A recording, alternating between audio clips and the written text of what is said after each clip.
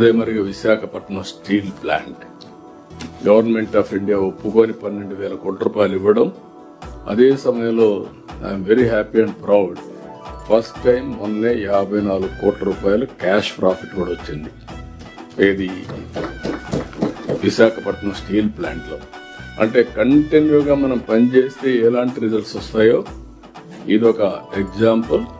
రేపు రాబోయే రోజుల్లో నష్టాల నుంచి లాభాలు, సస్టైనబిలిటీ కాదు ప్రాఫిటబిలిటీ వరకు తీసుకుపోయే పరిస్థితి వస్తుంది.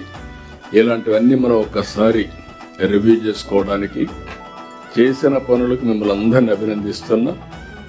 ఒకరు పనిచేసేది కాదు, it is a team work.